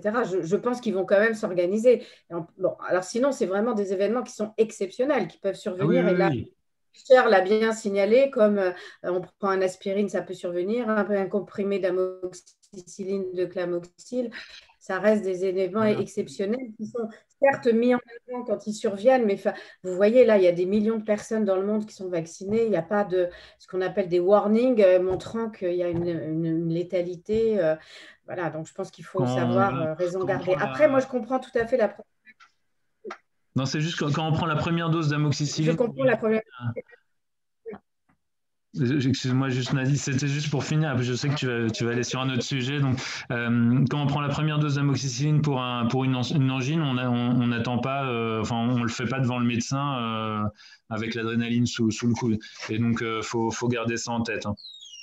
Et il y a plus d'anaphylaxie avec de la pénicilline, donc avec son amoxicilline ou son augmentin, qu'avec le vaccin. Donc, faut quand même garder ça. Voilà. Excuse-moi, Nadia.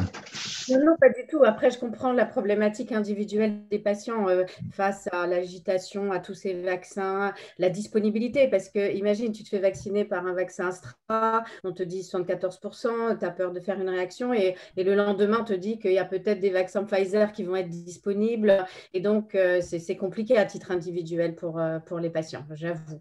Mais globalement, je trouve que 70% et d'avoir cette protection, c'est quand même... Enfin, moi, je me suis fait vacciner avec le vaccin Pfizer. Je vous avoue que j'ai fait une réaction à la deuxième dose qui était assez importante. J'ai eu mal partout, j'ai eu des myalgies, j'ai eu un petit peu de fièvre. Bon, c'était un peu compliqué d'aller travailler. J'y suis allée un peu plus tard, mais je suis tellement ravie d'avoir été vaccinée. Je veux dire, c'est un atout considérable, la vaccination. Et là, je me porte parfaitement bien. Ça a duré la journée le lendemain avec une petite douleur et puis, certains là sont vaccinés, le personnel de santé là, à l'hôpital jeune est vacciné avec l'AstraZeneca. Et globalement, c'est vrai qu'il y a un petit peu plus de syndrome grippal, mais face à une infection à Covid ou à la crainte de diffuser l'infection, ça n'a pas de poids, vraiment.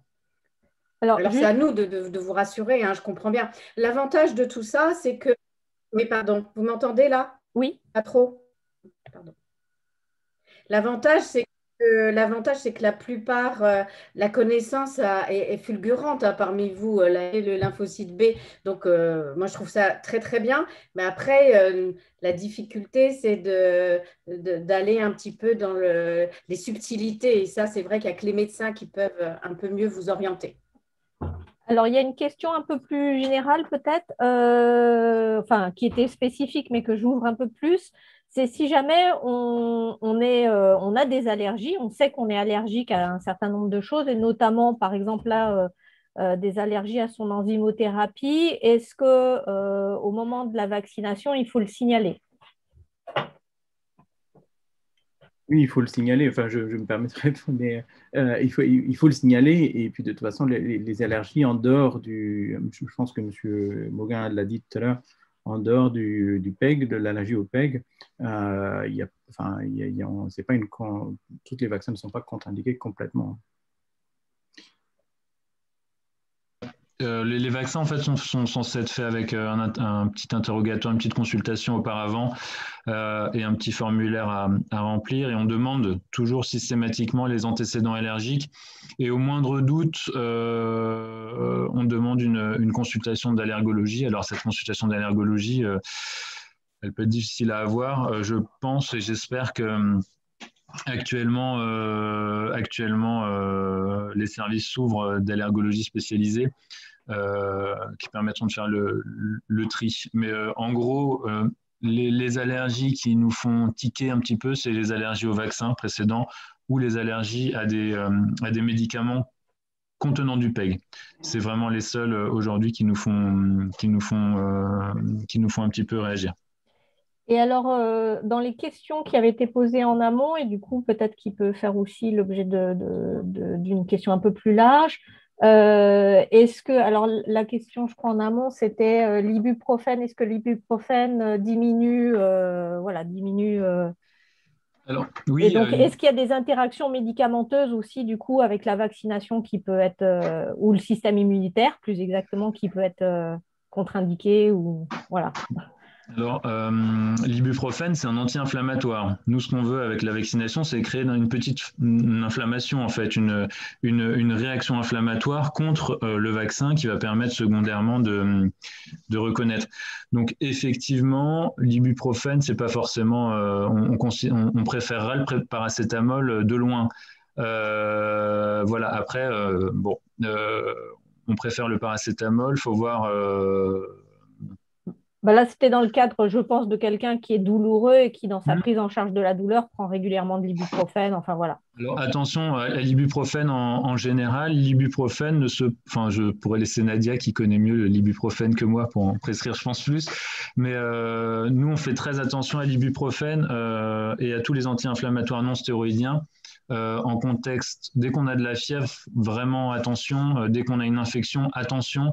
Ça casse l'inflammation. Donc, ça casse l'inflammation quand c'est une maladie inflammatoire, tant mieux. Quand c'est lié à une infection, du coup, ça permet à l'infection d'être décuplée.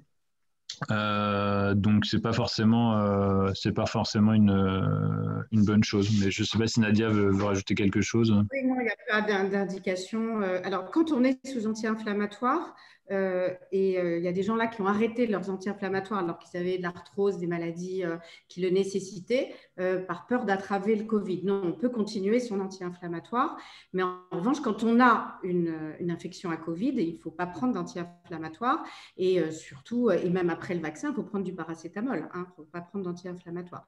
En revanche, un facteur de risque a bien été démontré, c'est, moi je m'occupe beaucoup sur rhumatologue de maladies auto-immunes, c'est la corticothérapie à plus de 10 mg par jour. Donc vraiment, ce qui ressort, on l'a vu, c'est l'obésité, l'hypertension artérielle et l'âge. Et puis, dans les maladies auto-immunes, la corticothérapie à plus de 10 mg par jour, quand elle est prise de façon, bien sûr, un peu prolongée. Alors que quand on fait une infection à Covid et qu'on doit passer en réanimation avec de l'oxygène, on met des fortes doses de corticoïdes. Mais là, c'est pour casser cette réaction explosive où il y a trop d'immunité qui risque d'être délétère pour la santé.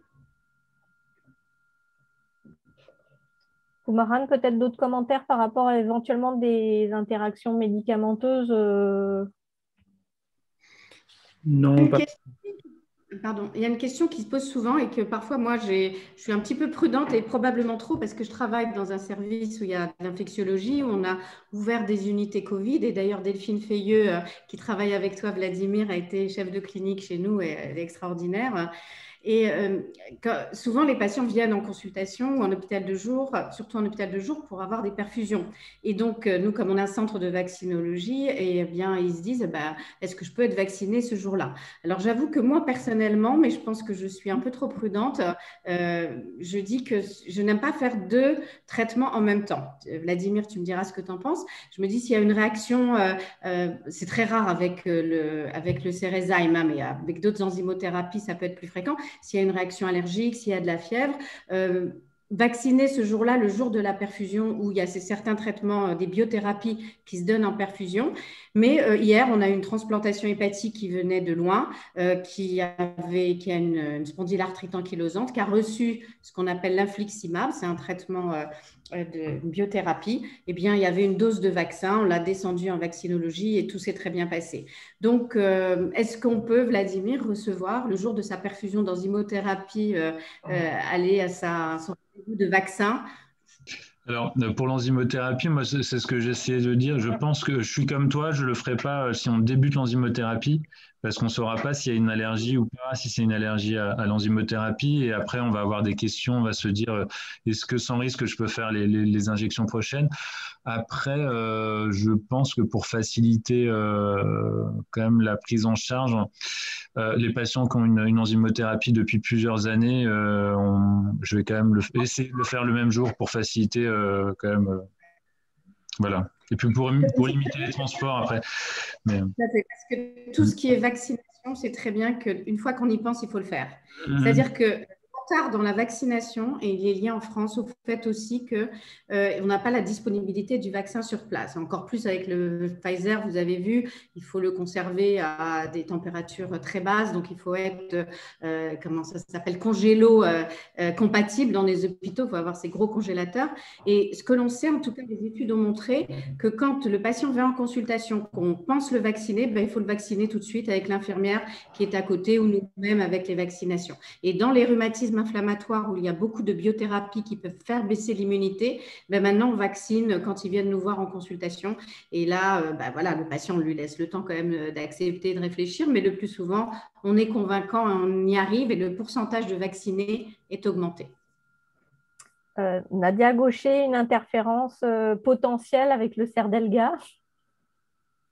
Non, il n'y a pas. Il y a eu des publications. Là, j'ai été au congrès de maladies lysosomales internationales. Il y a eu des interactions, je crois, avec le remdesivir, donc on n'utilise pas et qui n'est pas très efficace dans la COVID-19, mais il n'y a pas d'interaction avec le cerf d'Elga. Non. Et alors, bon, évidemment, il y a des questions où il y a des personnes qui reçoivent le vaccin de la grippe tous les ans et donc le vaccin Covid. Je pense que le problème aujourd'hui, c'est plutôt la disponibilité. Quand tout sera disponible, la recommandation, c'est de se faire vacciner. Ah, complètement. Vous avez vu en Israël, toute la population recommence à aller dans les théâtres, à circuler. Les courbes, il y a eu un article dans New England de ce mercredi-là où les courbes sont phénoménalement basses. Enfin non, il n'y a pas de souci. Vous savez, le débat sur la vaccination, il est assez franco-français. Hein, ce doute permanent, cette suspicion, c'est assez français comme débat quand même. Je vais revenir peut-être auprès de Kumaran pour les enfants qui sont justement qui ont des greffes de moelle et donc voilà est-ce que il y a quand même du coup des préconisations Non, en dehors des préconisations de la population générale, c'est-à-dire la distanciation sociale et autres préconisations, pour l'instant, pour la vaccination, c'est encore une fois à voir avec le médecin référent. S'il n'y a pas beaucoup de facteurs de risque, pour l'instant, je pense que la vaccination peut être... on attendra la priorisation des vaccins chez l'enfant et l'autorisation de la vaccination chez l'enfant pour le faire. Merci. Alors, Oui, Nadia. Pardon. Vas-y, je t'en prie. On a fait l'infection à Covid. Maintenant, il est recommandé de faire, qu'on peut se faire vacciner, mais qu'une seule injection et au moins 3 mois minimum plus tard, mais pas de 2 injections, parce que la réaction peut être plus sévère. Ça vient de sortir là il y a quelques jours. Hein. On a ça pour tous nos personnels qui ont déjà eu l'infection à Covid, et donc c'est important qu'on ait eu cette recommandation de ne pas avoir les 2 doses. Alors, il y a une question. Alors, je ne sais pas s'il y a d'autres questions. Juste là, Hurler, donc 24 ans, faut-il être proche d'un CHU pour les éventuelles réactions? Je pense que du coup, là, c'est si jamais la personne, elle est vaccinée. J'avoue que…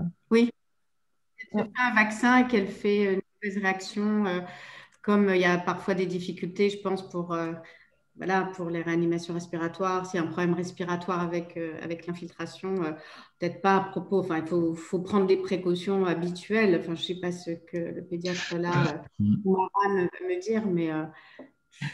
Je pense que les centres de vaccination, normalement, les centres de vaccination, quel que soit l'endroit, ils sont bien équipés. Hein. Donc, du coup, à partir du moment où vous avez déclaré qu'il y a une fiche que l'on demande de remplir, j'ai participé en fait aux séances de vaccination à l'hôpital. Donc, il y a une fiche bien établie, mais c'est la même chose aussi dans les autres centres. Bien établis où on demande tous les facteurs de risque, etc. Donc, l'allergie vraiment reste vraiment le plus important à bien dire, et bien sûr vos facteurs de risque associés. Et à partir de ce moment-là, les gens normalement ont l'anapène, enfin le truc d'adrénaline à faire s'il y a quoi que ce soit. Et quand je parle des gens, donc les centres de vaccination, donc normalement il n'y a pas besoin de façon spécifique à être dans les centres de vaccination.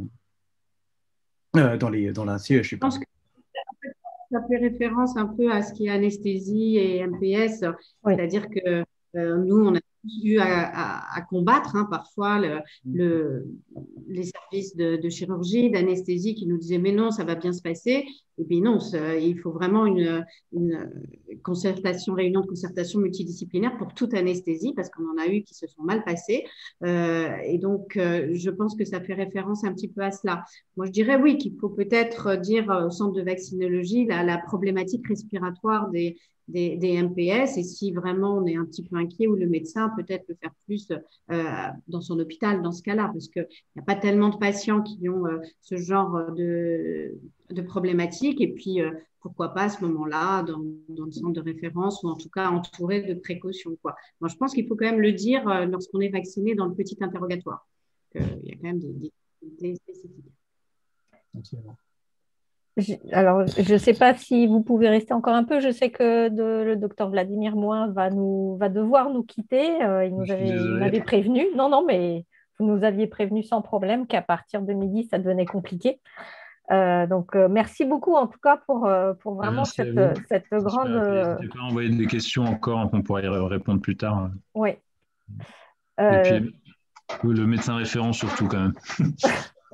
Merci beaucoup en tout cas. Au revoir, merci beaucoup, au revoir tout le monde. Au revoir Vladimir. Je pense qu'on a peut-être un peu tout abordé là. Alors juste, il y avait Il y a Michaela Dan, je suis ravie de la voir parce que c'est une collègue qui est pneumologue, qui fait partie de votre association de patients. Et elle a une expertise majeure en plus en tant que pneumologue et que médecin et que patient. Donc, je pense que, voilà, Michaela, tu peux avoir la parole aussi parce que elle fait partie de notre comité d'évaluation du traitement de la maladie de Gaucher, où elle est c'est très agréable de la voir. Donc, je ne sais pas si, Michaela, tu as des choses à dire un peu plus spécifiques de ton expérience. Excuse-moi, j'ai entendu un peu, j'ai une connexion qui n'est pas toujours très bonne. Non, pas particulièrement. J'ai lancé des pics dans le chat, c'est pour ça que, par rapport à ce que je vois que nous, on perd tous les jours au cabinet. Maintenant, c'est vrai que consultation au cabinet.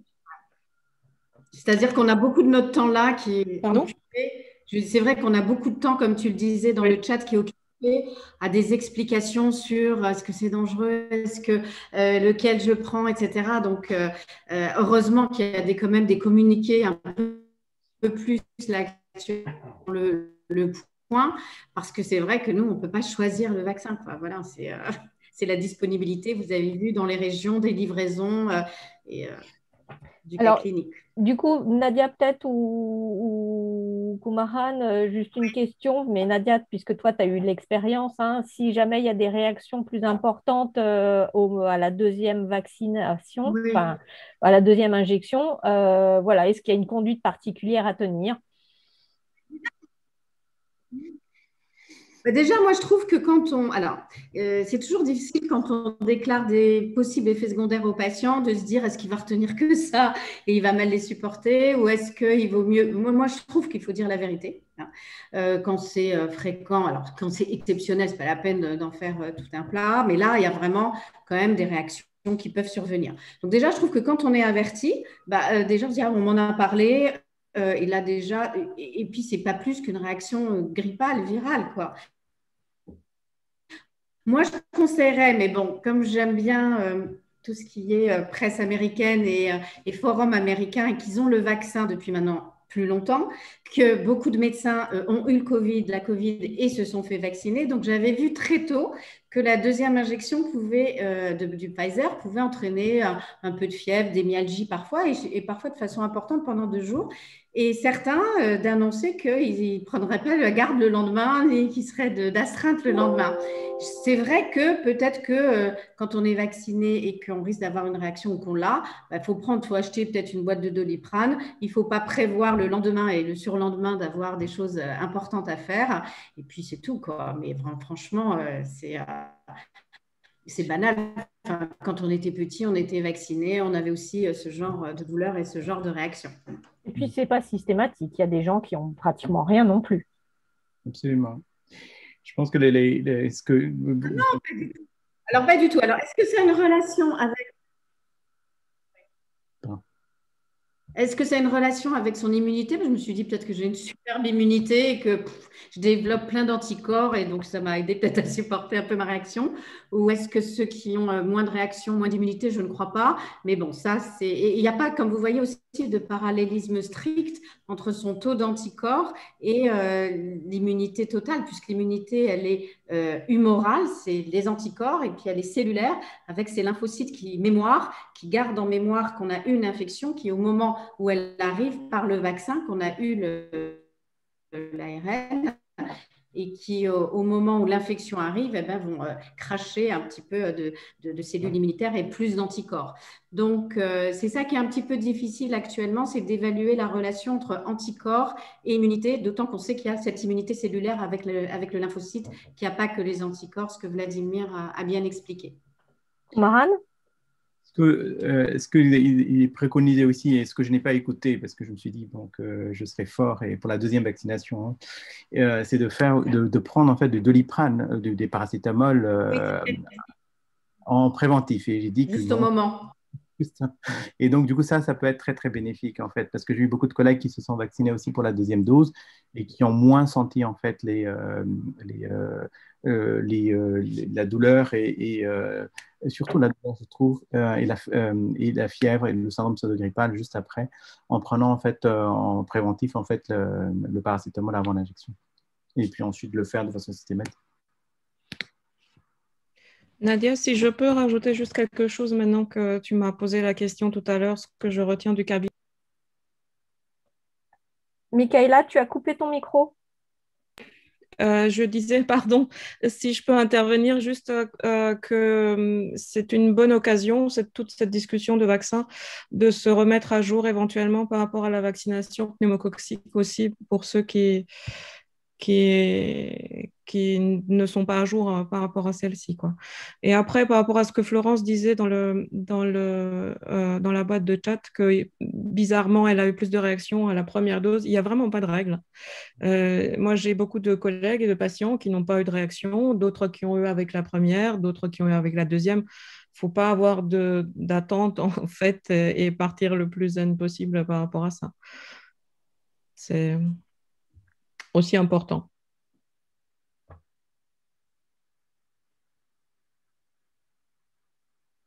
Alors évidemment, effectivement, hein, Frédéric dit il faudrait-il qu'on ait des vaccins. bon, ça va, Il faut ça arrive. absolument, là, je suis complètement d'accord avec Michaela parce que la vaccination anti-pneumococcique, on a des patients qui ont la Covid et en même temps qui ont une pneumonie à pneumocoque. Et parfois, le Covid n'est pas très symptomatique et c'est la pneumonie à pneumocoque. Et en fait, la difficulté quand on a une insuffisance respiratoire, qu'on a le Covid, c'est qu'on peut aussi choper d'autres infections de pneumopathie. Et donc, ne pas fumer, c'est bien.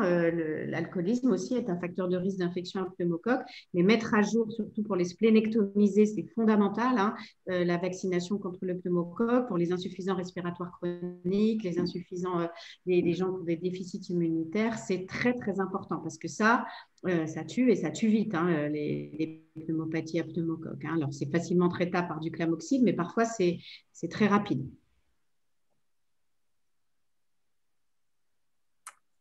Écoutez, je pense qu'on a eu à peu près, on a fait le tour à peu près des questions.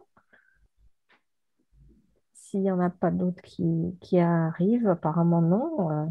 Merci. Les gestes barrières, franchement, les gestes barrières. Vous ne pourrez pas éviter que des gens près de vous baissent leurs mains, etc. Vous voyez un ascenseur où il y a plein de monde, vous attendez le deuxième, vous voyez un métro. Voilà. Je sais que ça peut être compliqué, mais les gestes barrières, la distanciation, je crois que c'est compliqué.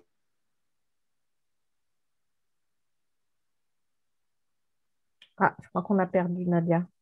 Ouais. Kumaran, est-ce que vous voulez rajouter quelque chose? Oui, c'est juste pour rassurer tout le monde. Nous, on travaille, en fait, mon équipe travaille beaucoup, en fait, avec les immunosuppresseurs et les maladies neuro-inflammatoires, d'une part, et puis en plus de notre activité de thérapie génique en parallèle. Clairement, pour les patients, encore une fois, je parle des enfants, les enfants n'ont pas présenté de forme grave. Donc avec les immunosuppresseurs, donc d'une part, donc ça rajoute un tout petit peu sur le côté un peu des enfants qui seraient greffés ou immunodéprimés éventuellement. Donc on n'a pas vu de forme grave, même des patients qui avaient donc des maladies neuromusculaires n'ont pas présenté de forme grave. Bien sûr, il peut y en avoir quelques-uns qui auraient présenté, mais la grosse majorité vont bien actuellement, donc vous pouvez être très rassurés. Et bien sûr, nous, on attend aussi la vaccination. J'étais, comme tout le monde, très impatient de savoir si les enfants auraient aussi le vaccin. Pour l'instant, ce n'est pas le cas. Ça viendra probablement avec l'avenir, avec les essais qui seront menés chez l'enfant. Donc, voilà. Donc, je pense que pour l'instant, comme l'a dit tout à l'heure Mme Nadia Belmatou, c'est vraiment les gestes barrières qu'il faut donc maintenir et puis voir un peu comment ça évolue. Et votre médecin référent sera la personne la plus adéquate pour vous dire oui ou non, votre enfant sera prioritaire ou pas pour la vaccination dans le cadre actuel, puisque l'HAS avait ouvert initialement la première fois. Il y avait beaucoup de patients qui avaient donc des maladies rares, des enfants, encore une fois, je parle, qui n'avaient pas la possibilité d'avoir donc le vaccin, et ça s'est un peu ouvert. C'est au cas par cas que l'on pourra proposer en fait pour les enfants la vaccination si l'enfant a vraiment beaucoup de facteurs de risque. Eh bien, merci beaucoup. Alors, effectivement, on avait perdu Nadia et je crois qu'elle Oui, je suis désolée. Elle est revenue. J'ai le moment, il n'y avait plus de jus dans mon ordinateur. Donc oui, les gestes barrières et puis voilà, très important. Merci beaucoup, en tout cas, vraiment d'avoir pris votre samedi matin pour animer avec plaisir, cette session. Merci à tout le monde de cette voilà, et puis pour les patients gauchers, on se retrouve dans un mois. Ceux qui veulent le 27 mars. Très bien. Au revoir. Au revoir. Merci à tous les intervenants. Au revoir. Au revoir, Marie. Merci Delphine. Merci Denis. Au revoir. Merci. Bon week-end à tous. Bon week-end à tous. Bon week-end. Merci. Bon week-end. Bon week-end. Merci. Contre ces variants. Donc le risque, c'est de faire une deuxième infection avec ces variants. 4 heures après.